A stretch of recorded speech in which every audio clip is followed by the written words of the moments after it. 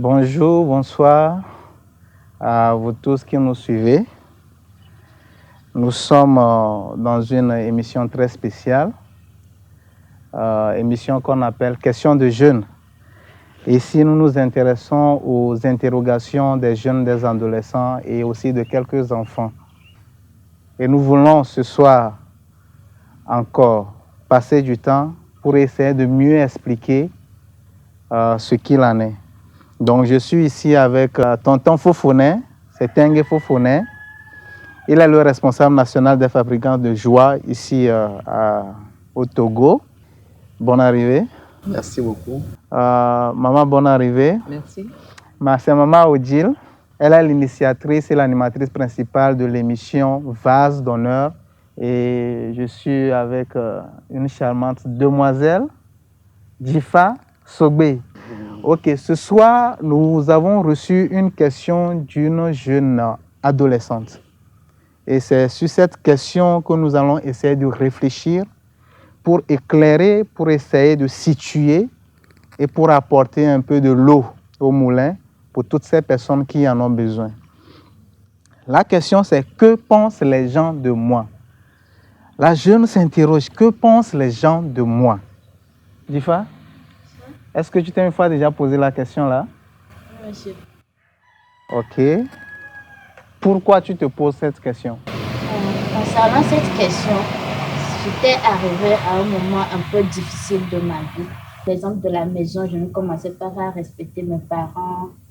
Je commençais déjà pas à suivre les conseils de mes amis méchants, un peu tout. Donc, je me suis remis en question après avoir posé un mauvais acte pour dire qu'est-ce que les gens pensent réellement de moi. Est-ce que réellement je suis celle que je suis ou bien en fait je suis la mauvaise fille qu'ils voient. Donc en réalité c'est une question d'identité. Oui. Et nous allons nous tourner vers le grand frère Fofonet. Pourquoi un jeune peut se poser cette question? C'est important, comme on le dit, que pensent les gens de moi, c'est arriver à s'identifier, à savoir qui je suis réellement. La question, est-ce que c'est important que les gens pensent, les jeunes pensent ainsi? Oui, c'est important. C'est important. Ils commencent à grandir, ils commencent à voir les gens autour d'eux, ils commencent à s'interroger. C'est important de s'interroger. C'est important de s'interroger. Effectivement, et ça permet d'identifier ou de savoir qui ils sont réellement. Donc, vous êtes en train de soutenir que pour permettre, ou bien voilà, pour se permettre de mieux se connaître, découvrir son identité, il faut se poser la question. Oui. Et cette fois-ci, c'est qu'il se pose la question, mais en réalité, la question est tournée vers les autres. Vous pensez quoi de moi? Maman, quand on se pose cette question-là, est-ce que la réponse va véritablement aider le jeune à se connaître? Qui il ou elle est vraiment? Je peux dire que c'est un sentiment d'insécurité, Ouais. de manque d'assurance qui anime ce jeune-là. C'est un mauvais estime de soi qui anime ce jeune et qui le pousse à poser cette question. Maintenant, la réponse, ça dépendra. Si cette réponse est objective, ça aidera ce jeune-là à se construire, ça va l'encourager. Mais ça dépend aussi de ceux qui vont répondre à cette question. Est-ce qu'ils sont objectifs? Est-ce que leur réponse va aider ce jeune-là? Est-ce que ces gens-là ont une conduite saine pour pouvoir répondre bien aux attentes de ce jeune? Parce que le jeune, lui, en posant cette question, c'est chercher à être accepté par les autres, à être approuvé par les autres, à être aimé par les autres. C'est son souci. Donc on cherche l'approbation, des autres. On cherche la reconnaissance, oui. On cherche à trouver sa valeur auprès des autres, c'est ça? Et donc ça amène les jeunes à se demander, tu penses quoi de moi? Et puis on tient compte de cela dans notre façon de faire, n'est-ce pas? Oui. Apparemment, ce n'est pas que les jeunes, hein? Mais vous avez parlé de l'objectivité de la réponse. Donc cela voudrait dire que ce n'est pas parce qu'on a posé la question que forcément on a la réponse qu'il faut. Ce n'est pas qu'on a la bonne réponse qui va nous aider à nous retrouver. Et dans la réponse, Gaulle a dit qu'il y a des risques en voulant poser ces questions-là. Et parmi les risques, il a cité, il y a le risque de vivre pour l'autre, il y a le risque d'accepter ce que les autres disent qu'on est alors qu'on ne l'est pas. Et puis, il y a le risque aussi d'être déçu parce que généralement, ce que les gens pensent de nous ne sont pas toujours agréables. Que pensez-vous de cela? Ok. Comme tu l'as dit tout à l'heure, il y a différentes réponses qu'on peut obtenir de cette question. Yeah. Je l'avais déjà dit, il y a des gens qui seront objectifs, qui te diront la vérité sur toi-même. Parce qu'on a souvent dit, on ne peut pas danser et s'approuver. Il faut que quelqu'un puisse t'observer, quelqu'un puisse te dire ce que tu fais, c'est bon. Mais qui est alors cette personne-là? Il faut que toi-même qui poses cette question, tu aies le discernement de la réponse qui vont être données. Il faut que toi-même tu aies le discernement. C'est pas parce que quelqu'un, je donne un exemple, animé d'une mauvaise intention, te dit que toi là, tu n'es pas belle, toi là, tu es nul, tu es moche, que tu vas accepter cela. Yes. Il faut alors que toi-même, tu te connaisses. Tu connaisses tes valeurs, tes capacités, tes limites. Maman a touché un point capital. Bon, parce que la personne pose la question en réalité pour se connaître. Maintenant, comment se connaître? Si en réalité la réponse ne garantit pas une réelle connaissance de soi, comment se connaître alors? Les ados sont à la recherche de leur identité. Notre sœur l'a déjà dit, à un moment dans sa vie, elle est arrivée à cette question. Et en fait, quand on pose cette question, c'est vraiment la recherche de notre identité. Et dans cette recherche d'identité, il faut qu'ils réalisent qui ils sont réellement. Et pour ça, à cette question qui suis-je, qui nous amène à notre identité, qui je suis réellement, il y a 4 réponses. À cette question, souvent que nous disons aux ados, aux jeunes, quand cette question vous est venue, il faut avoir la bonne réponse est là, mais on fait le tour des 4 questions. Les 4 réponses, pardon. Qui suis-je? Comme je le disais, les 4 réponses qui sont là, ce que je pense de moi-même ou ce que je dis de moi-même.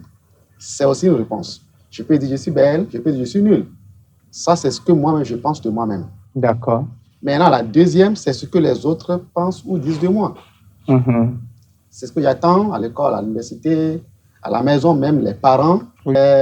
Des fois, on dit certaines choses sur nos ados et ça les fait poser ces questions. Donc, et la troisième, c'est ce que moi, je pense que les autres pensent de moi. D'accord. Je ne sais pas si vous suivez ce que moi, je pense de moi, ce que les autres Il y a ce que je pense de moi, il y a ce que les autres pensent de moi, et ce que je crois que les autres pensent de moi. L'ado, quand il passe, parce que l'adolescence, on cherche à s'affirmer, on cherche à se montrer, et tout ça, ça rentre dans le développement psychologique et physiologique de l'ado. D'accord. Et des fois, les camarades autour ou à l'école, on a des images de nous-mêmes. On pense que les autres sont en train de dire. Je passe, on dit, ah non, je suis ceci, je suis cela. Et ça commence à forger en nous une certaine image de nous-mêmes. Et j'arrive à vous dire que ce soit ce que je pense de moi, ce que les autres pensent de moi, ce que je pense que les autres pensent de moi, ça ne m'amène pas réellement à savoir qui je suis. Alors là, il y a problème. La 4e réponse maintenant, qui me donne vraiment mon identité. Donc la réponse des réponses. La réponse des réponses. on s'attend à ça. La 4e réponse, c'est ce que Dieu dit et pense de moi. C'est ce que Dieu dit. Parce que c'est lui et le créateur. Pense de moi. C'est lui qui m'a créé, c'est lui qui il a vu un projet, il m'a envoyé dans ce monde. Et il sait que mes parents sont des parents idéaux pour pouvoir s'occuper de moi et m'accompagner dans ce projet, en fait. Donc, du coup, je retourne au Créateur, qu'est-ce que tu penses de moi? Et quand on retourne chez le Créateur, il y a des réponses dans la parole de Dieu. Il dit, tu es unique, tu es précieux, tu es irremplaçable, tu es sur cette terre pour un but précis, je t'ai créé à mon image, je t'aime, je ne t'abandonnerai jamais. Voilà, c'est ça qui forge mon identité et ça peut coïncider avec ce que je pense de moi, ça peut coïncider avec ce que les autres pensent de moi, mais peu importe. Si ça ne coïncide pas, il faut que je croie à ce que mon Créateur, qui est mon Père, qui m'a créé, pense de moi. Voilà un peu ce que je peux dire aux jeunes, aux ados qui nous écoutent. Qu'est-ce que l'autre pense de moi? Et puis il y a ce que je crois que l'autre pense de moi. Exactement. Mais tout ça là, ça essaie, Ouais. mais ça n'aboutit pas. Et maintenant, qu'est-ce que le Créateur pense de moi? Tu t'es déjà posé cette question? Oui, je me suis déjà posé cette question. Et Dieu t'a dit quoi? Dieu a dit que j'étais sa fille bien aimée. Ah. Et si je retournais vers lui, il va encore me reprendre. Voilà. Et maintenant, cette réponse que Dieu t'a donnée, que tu as reçue de la part de Dieu, tu penses que c'est la même réponse que tu as reçue des autres aussi ou comment? Quelle est la situation? Quand tu t'es exercé, on suppose que tu l'as fait, hein? On suppose que tu t'es exercé aux 3 exercices, tu t'es demandé comment tu t'es apprécié, comme tu te voyais, tu as pensé à comment les autres te voyaient, ce que les autres pensaient de toi. Et cet exercice-là par rapport à ce que Dieu t'a dit. Après, on va revenir sur comment Dieu t'a dit ça, hein? Comme ce que Dieu t'a dit, quelle est la différence? Ou bien c'est la même chose? Tu étais satisfaite? Non, je n'étais pas satisfaite de tous les avis que j'avais reçus. Et Certains me disaient cela, mais d'autres, ils disaient quelque chose d'autre par rapport à ce que je voulais entendre. Les avis ne se coïncidaient pas du tout. n'étaient pas les mêmes. Non. Donc, j'ai dû oublier certains avis qui venaient en mal à ce que je croyais. Quand même, j'avais une croyance dans ce que je croyais. Donc, j'ai dû écarter ces mauvais avis-là pour pouvoir continuer ma vie. Donc, en réalité, ce que les gens disent ne nous définissent pas vraiment, n'est-ce pas? Si c'est cela, vers qui se tourner en réalité? Dieu est là, d'accord, mais à part Dieu, on ne peut jamais plus se tourner vers quelqu'un pour se connaître? Bon, il faut dire que, comme on l'avait déjà dit ici, l'adolescent traverse une période où il est très vulnérable. Et les personnes les plus indiquées pour pouvoir l'aider à pouvoir mieux s'identifier, ce sont les parents. Il y a les parents, d'accord. Parce que les parents sont des personnes mûres. Les parents sont tout le temps en contact avec leurs enfants. Et les parents aussi doivent connaître leurs enfants et maîtriser bien la période que l'enfant ou bien l'ado traverse.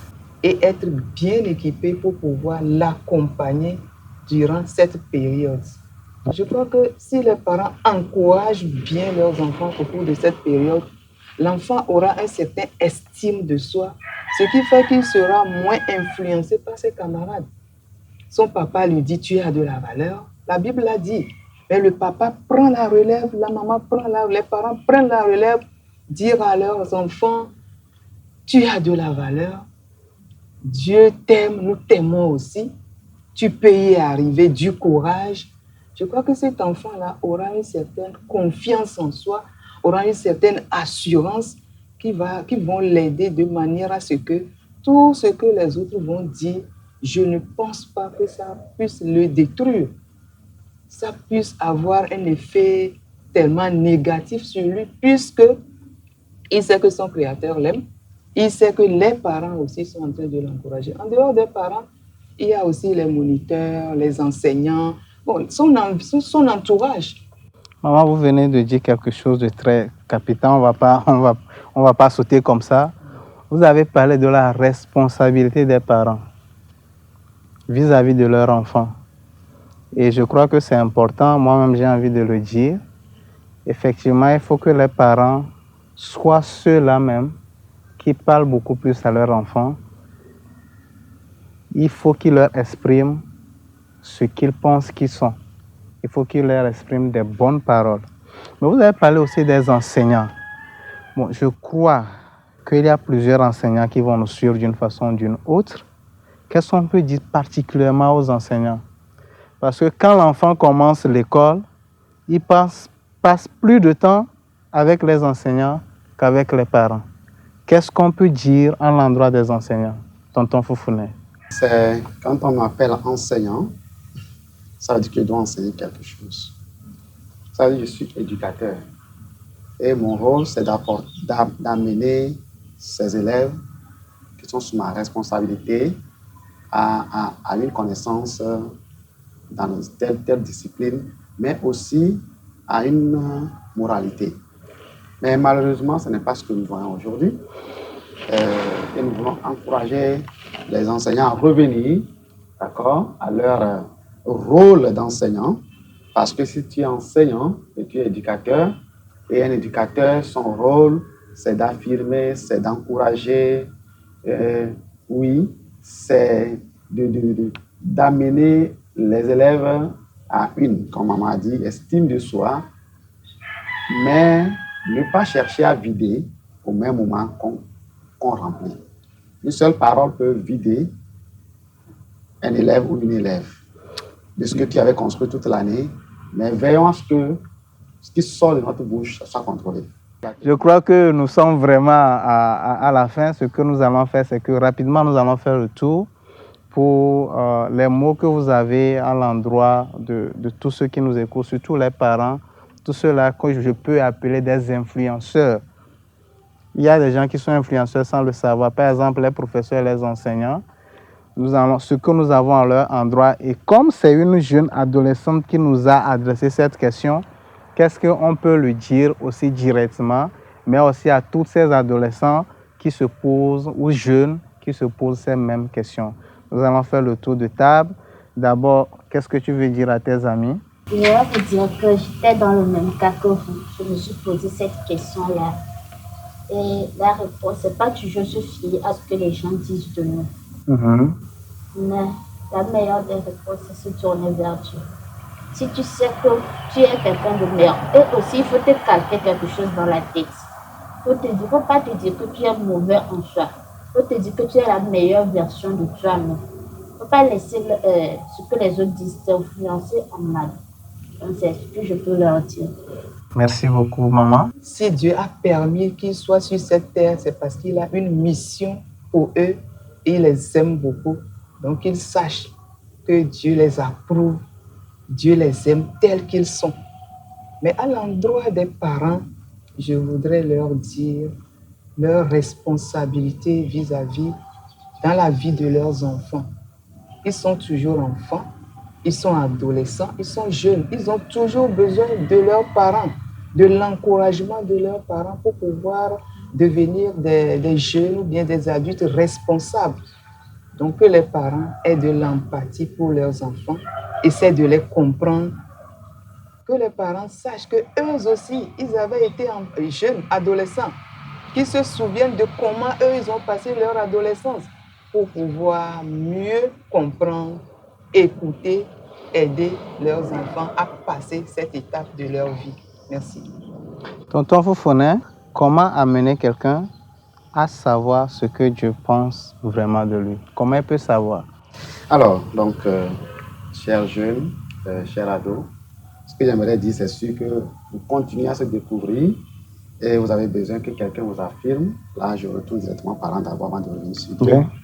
Et que les parents vraiment affirment les enfants à la maison. Dieu l'a fait. Donc, il y avait une voix qui fit entendre du ciel et Dieu parlait à son fils Jésus. Tu es mon fils bien-aimé. Et d'autres versions disent, j'ai mis toute mon approbation, mon affection. Donc, c'est le rôle que les parents doivent jouer dans la vie de leurs enfants.